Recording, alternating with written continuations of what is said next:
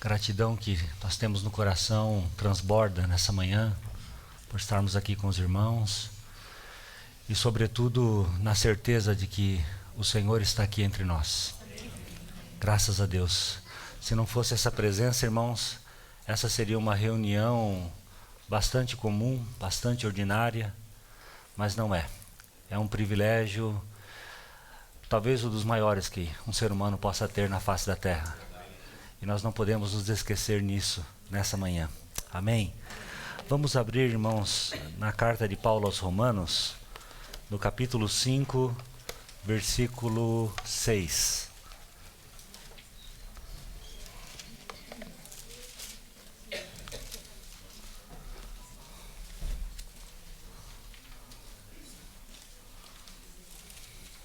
Romanos, capítulo 5, vamos ler dos versículos 6 a 11. Nós lemos assim na palavra de Deus: Porque Cristo, quando nós ainda éramos fracos, morreu a seu tempo pelos ímpios. Dificilmente alguém morreria por um justo, pois poderá ser que pelo bom alguém se anime a morrer. Mas Deus prova o seu próprio amor para conosco, pelo fato de ter Cristo morrido por nós, sendo nós ainda pecadores. Logo, muito mais agora, sendo justificados pelo seu sangue, seremos por ele salvos da ira. Porque se nós, quando inimigos, fomos reconciliados com Deus mediante a morte de seu Filho, muito mais, estando já reconciliados, seremos salvos pela sua vida. E não apenas isso, mas também nos gloriamos em Deus por nosso Senhor Jesus Cristo, por intermédio de quem recebemos agora a reconciliação. Muitos de nós já ouvimos histórias, ou já vimos isso representado talvez em algum filme, né?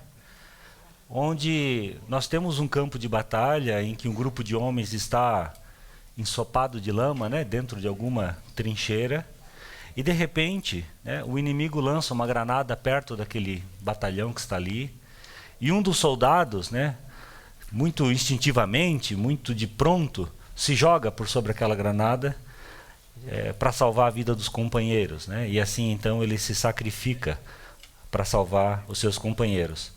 E claro que esse é um gesto, né, se for verdade, né? E a gente sabe que existem histórias reais assim, de heroísmo realmente genuíno, né?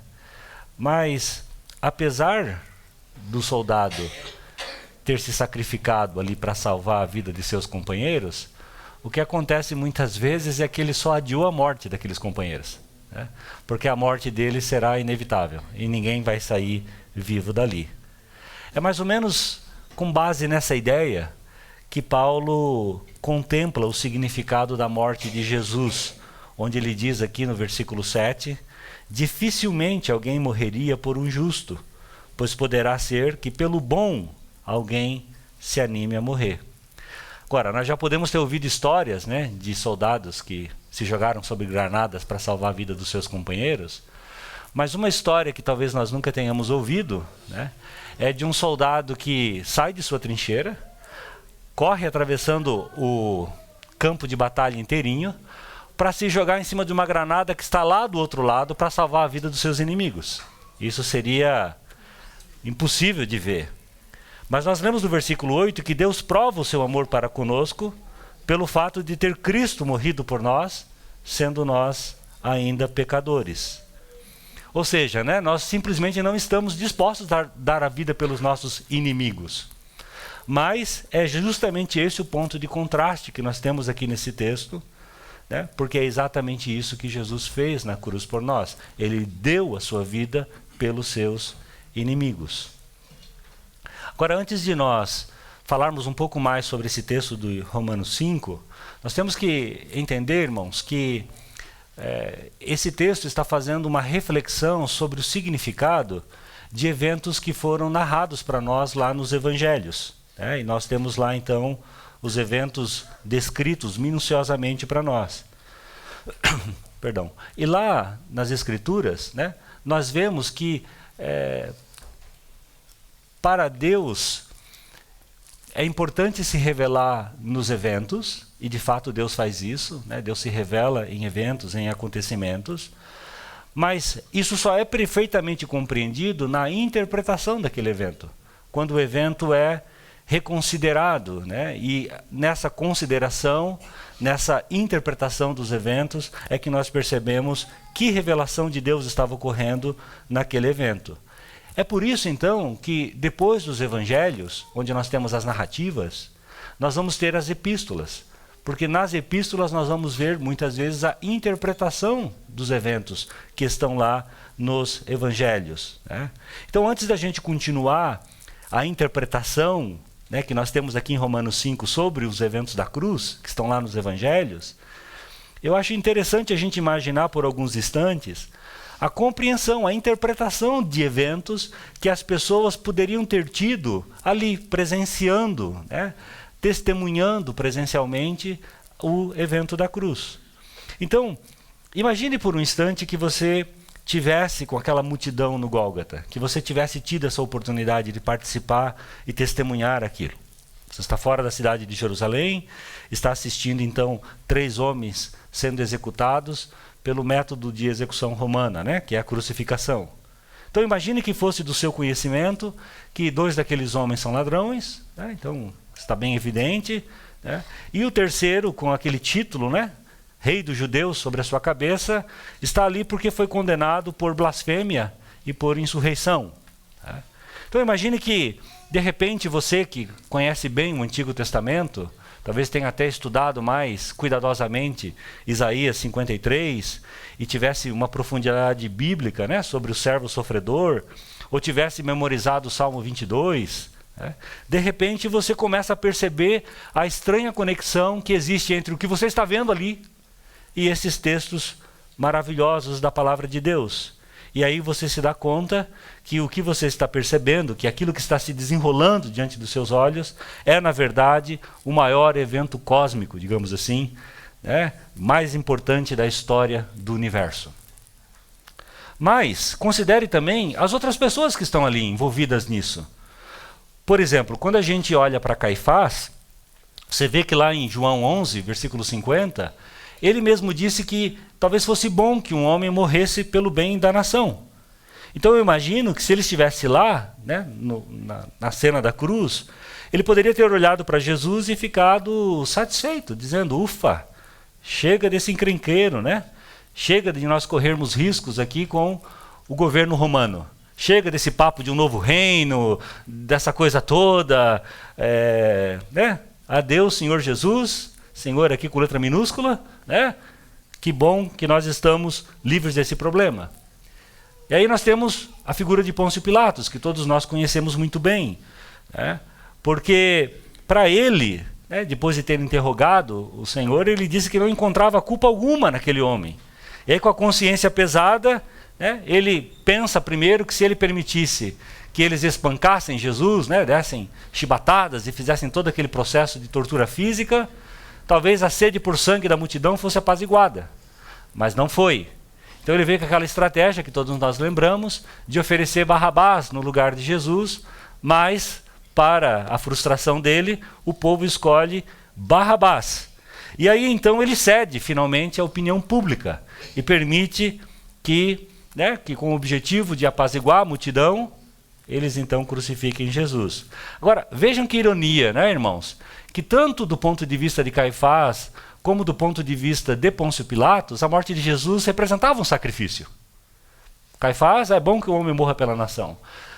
Pôncio Pilatos, vai, mata ele para que a multidão se apazigue. Então havia uma noção de sacrifício na cabeça daquelas pessoas. É claro que a visão que eles tinham de sacrifício era uma visão completamente equivocada. Eles não alcançaram de maneira alguma aquilo que estava acontecendo. Mas, de uma maneira muito rasa e equivocada, sim, a morte de Jesus, nós podemos dizer, tinha um efeito de sacrifício. Tá? Aí nós sabemos, né, indo adiante aqui com alguns personagens presentes lá, alguns discípulos ficaram à distância, né, com bastante preocupação ali, tomando várias medidas de precaução para que não pudessem ser confundidos com o Senhor e ter o mesmo fim que ele estava tendo. né? Então, simplesmente, a reação deles é de total decepção, porque as suas esperanças de salvação estavam sendo destruídas ali diante de seus olhos. Aí nós temos o centurião, que olhando para aqueles fatos, né, disse, certamente esse era um homem justo, né? Acho mesmo que ele era o Filho de Deus, né? E aí nós temos a própria multidão, né? E a multidão ali via naquele senhor um impostor, né? E isso era colocado naquela ironia, né? Salvou a tantos, que salve-se a si mesmo agora, né? Ou seja, está vendo como ele não era real, como ele não era de verdade, digamos assim, como ele era um impostor, né? Ajudou tanta gente e não consegue se ajudar, né? E aí nós temos os ladrões ali, né, que foram crucificados ao lado do Senhor. Porque pelo menos um deles reconheceu que as suas mortes sim eram justas. Mas na morte desse terceiro, do Senhor Jesus, havia algo de injusto, algo de desonesto que estava acontecendo, né? E aí temos, por fim, a mãe de Jesus, né, que o acompanhou até o pé da cruz.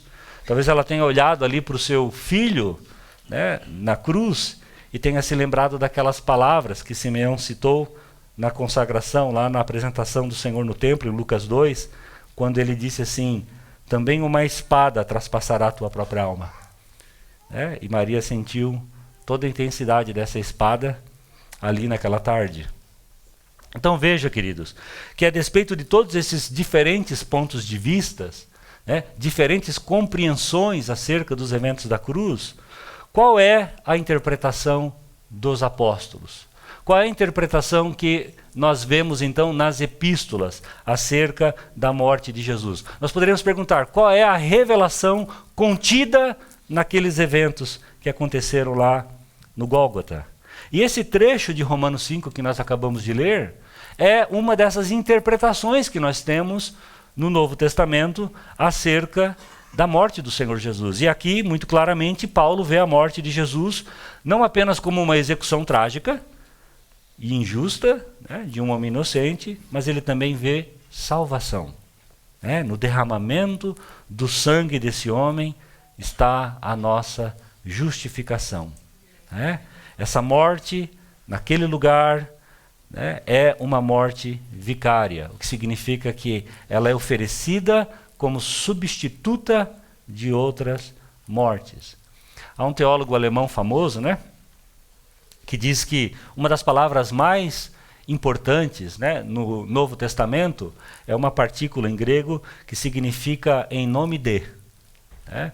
Por quê? Porque ele diz que para a gente entender o Calvário, para a gente entender a crucificação, é necessário empregar essa expressão, em nome de.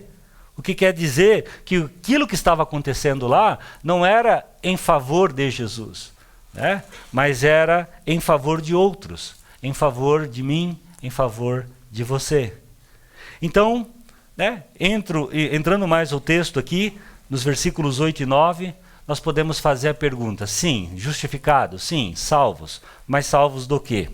E aí nós lemos assim no versículo 8, mas Deus prova o seu próprio amor para conosco pelo fato de ter Cristo morrido por nós, sendo nós ainda pecadores. Logo, continuando ali, muito mais agora, sendo justificados pelo seu sangue, seremos por ele salvos da ira. Né? Quando nós lemos o versículo 8, alguns comentaristas dizem que esse versículo 8 é o João 3,16 de Romanos. Porque todos os ingredientes de Romanos 3,16 estão aqui, né? Porque Deus amou o mundo de tal maneira que deu seu Filho unigênito para que todo aquele que nele crê não pereça, mas tenha a vida eterna. Veja, mas Deus prova o seu próprio amor para conosco pelo fato de ter Cristo morrido por nós, sendo nós ainda pecadores. Os irmãos percebem a semelhança, né, de Romanos 5,8 com João 3,16? Então ambos resumem para nós essa essência do Evangelho, né? E no versículo 9 nós lemos, muito mais agora, sendo justificados pelo seu sangue, seremos por ele salvos da ira. Né?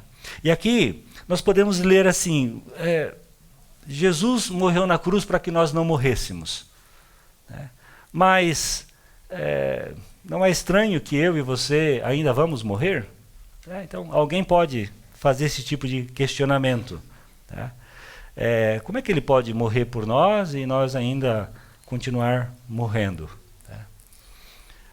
Uma vez ouvi de um homem de Deus que foi uma consulta médica e descobriu que estava com câncer muito agressivo, bastante desenvolvido já. E o seu prognóstico não era nada bom, né? E saindo dessa consulta, ele disse para um irmão dele: eu não estou com medo da morte, eu estou com medo de morrer. E o que ele estava dizendo é que ele estava separando, né, o processo de morrer do que morte realmente significa, né? E de fato, né, eu e você ainda vamos ter que passar pelo processo de morrer se Jesus não voltar antes, né? Mas a morte, ela significa uma coisa para pecadores e outra coisa para redimidos, né? Embora o processo de morte possa ser parecido. Porque para os ímpios, a morte significa imediatamente um julgamento perante um Deus santo, cuja ira é justamente dirigida àqueles que se declaram os seus inimigos. Não é? Isso está aqui no versículo 10. Porque se nós, quando inimigos, fomos reconciliados com Deus mediante a morte do seu Filho, veja, então nós éramos inimigos e agora fomos reconciliados. Mas imagine só o estado de inimigo. Você passa pela morte e esse estado de inimizade com Deus agora vai ser encarado de uma forma cabal, né? Então, para os ímpios, a morte é muito pior do que o processo de morrer, independentemente de qual seja esse processo de morrer. Porque a morte deles não é um sono pacífico, né? Não tem nada de descanso e nada de paz nessa morte. Então não existe um descanso em paz para o pecador. Para aqueles que permanecem não reconciliados com o Senhor, a morte é estar na presença desse Deus irado contra o pecado, santo, né? Absolutamente santo, né? Um Deus que não pode nem sequer olhar para o pecado, um fogo que a tudo consome. Isso que é morte para um ímpio, né?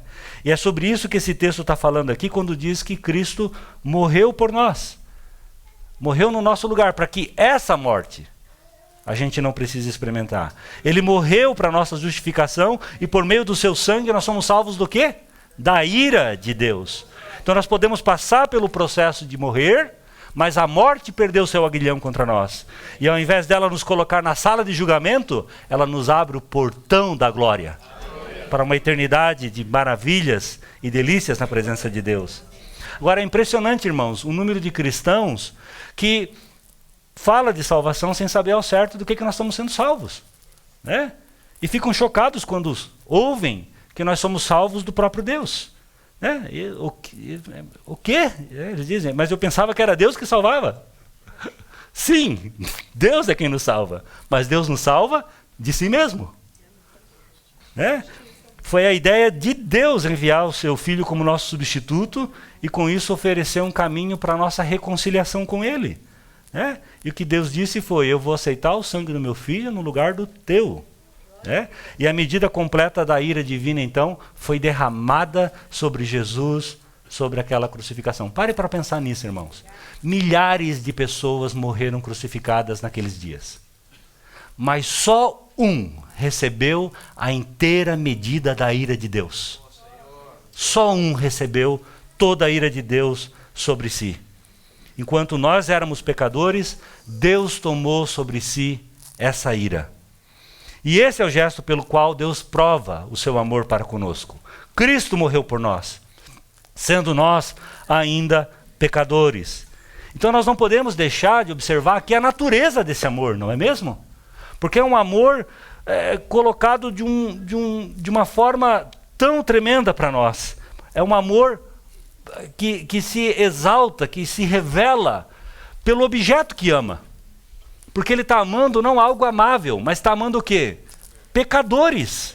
Um amor por seres totalmente depravados. Um amor por pessoas espiritualmente asquerosas, digamos assim, mal cheirosas, horripilantes. E o texto usa 4 palavras para descrever para nós esse estado nosso. Veja no versículo 6 ali. Nós temos fracos, está vendo? Então nós temos, porque Cristo estando nós ainda fracos. O que significa fracos, irmãos? Fracos é impotente, frágil, incapaz, inválido.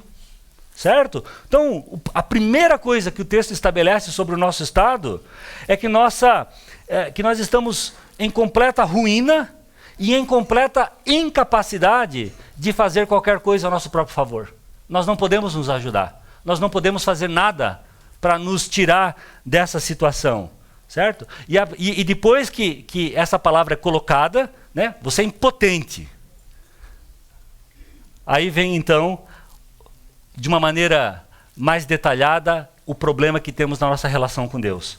E a primeira palavra é ímpios, né? Uma palavra que quer dizer irreverentes, desrespeitosos, né? É uma postura íntima de não honrar, é uma postura íntima de desrespeito para com Deus, né? E de fato, né, mudamos a sua glória para coisas corruptíveis. Em seguida nós temos no versículo 8, pecadores. E nós sabemos que pecadores é uma palavra que significa quebradores de lei, né? Foras da lei, né? Quebramos a lei de Deus, somos transgressores. E no versículo 10 parece que tem uma palavra que resume tudo isso, né? Inimigos, né? Que é basicamente em guerra contra Deus, né? E ela funciona aqui como uma palavra resumo. Então, se você pegar essas 4 palavras e sublinhar aí no texto, você vai ver que ele está dizendo, olha, nós somos incapazes de nos ajudar diante de uma situação terrível. Nós somos desrespeitosos contra Deus, somos quebradores da lei de Deus. Resumindo, nós somos inimigos, há hostilidade entre nós e Deus, certo? E não há nada que nós podemos fazer. Então essas 4 palavras não podem ser vistas separadas. Você não pode olhar essas 4 palavrinhas e dizer, deixa eu ver aqui, eu acho que eu sou fraco com certeza, mas essa ímpio aqui não se aplica muito para mim não, né? Não, irmão, isso daqui é um pacote, tá? Isso daqui são 4 aspectos da mesma coisa, né? Ela define quem nós somos, né? Então, né, Jesus morreu por nós, pecadores, nesse estado aqui, certo? E isso é a demonstração do amor de Deus. Então não é o amor, né, irmãos, que nós temos por nosso cônjuge, né? Que via de regra consideramos muito atraentes, né? Muito agradáveis, muito bonito, inclusive numa relação em que a gente também recebe tanta coisa em troca, né? Não, irmãos, o amor de Deus não é assim. É um amor muito mais elevado. É um amor por pecadores.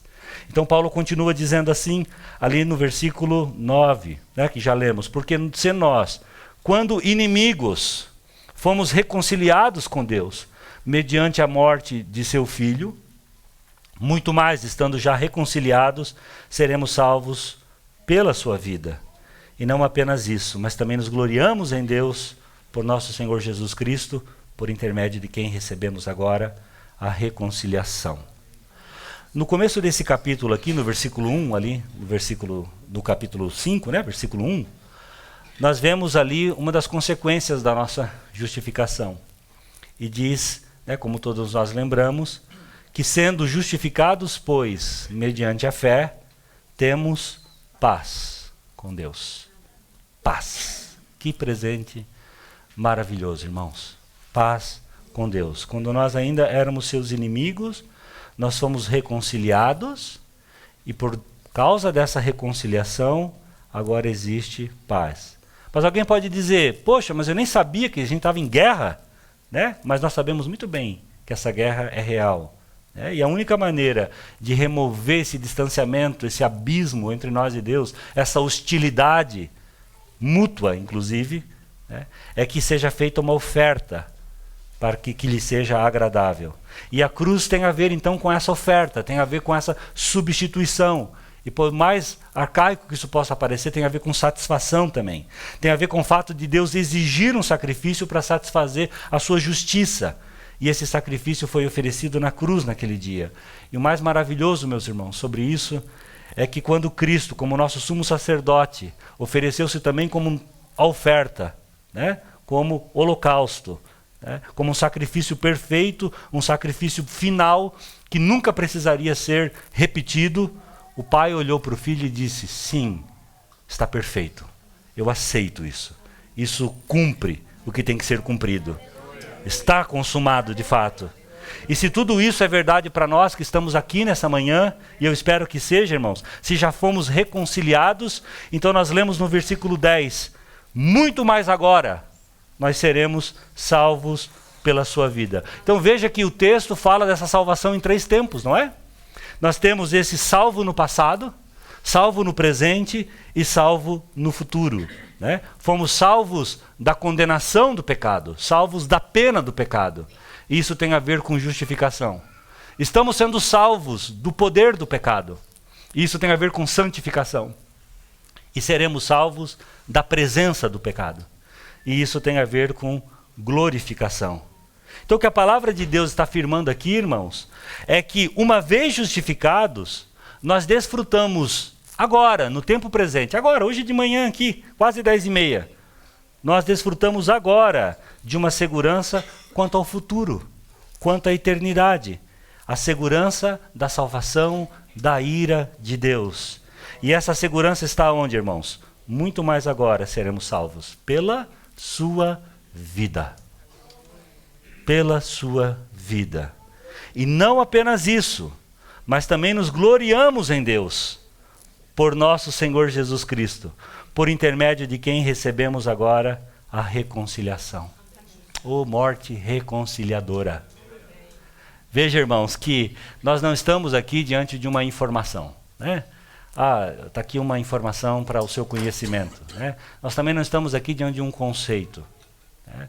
Nós estamos aqui diante de uma boa notícia, que deve tocar, despertar algo dentro do nosso coração, de maneira que quando nós entendemos que fomos justificados pelo seu sangue, e agora, reconciliados, desfrutamos dessa segurança eterna pela sua vida, então nós exultamos, nós nos gloriamos, nós nos alegramos, nós celebramos, porque havendo riscado a cédula que era contra nós nas suas ordenanças, a qual de maneira alguma nos era contrária, ele tirou essa cédula do meio de nós, cravando-a na cruz. E por isso nós fomos reconciliados. E não há mais condenação para mim e para você.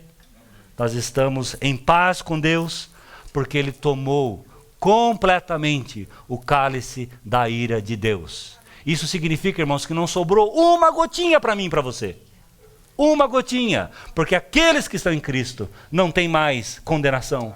Não há mais ira de Deus contra nós. E Ele pegou esse cálice vazio, como meditamos no outro dia, e encheu da sua bênção e disse: tomai deste cálice, o cálice da bênção. E nesta manhã nós estamos aqui para celebrarmos, irmãos, nesse lugar de intimidade, de gente que já foi reconciliada, com a inimizade retirada. Nós estamos aqui como sua família, como aqueles que são de dentro da sua casa, sentados à sua mesa, podendo participar do pão e do vinho. Meu Deus, que privilégio, que honra para nós, meus irmãos. Que coisa tremenda. De fato, irmãos, né? O Senhor nos diz: bebei dele todos. No texto de Mateus 26, ele diz também: isso é o meu sangue, o sangue do Novo Testamento, que é derramado por muitos, para remissão de pecados, para reconciliação.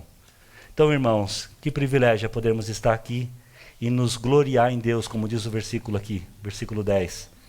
Nos gloriar em Deus, por intermédio do nosso Senhor Jesus Cristo.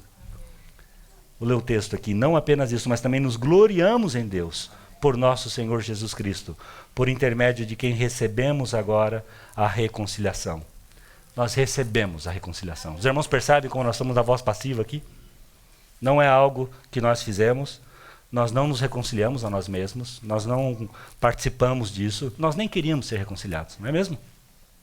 Muito menos buscar essa reconciliação, mas nós recebemos essa reconciliação, porque ela é obra de Deus por nós. Ele fez e nós recebemos, e agora nós temos paz com Deus, agora nós não estamos mais em guerra com Deus, não há mais hostilidade, Deus não está mais irado conosco, nós não estamos mais debaixo da sua ira, nós temos paz com Deus. E isso, irmãos, como eu disse, tem que nos levar para essa exultação, para nos gloriarmos. Amém? Senhor, nós nos gloriamos nessa manhã em Ti, Senhor, por Tuas obras tão maravilhosas. Te bendizemos, Senhor, Te glorificamos, Senhor.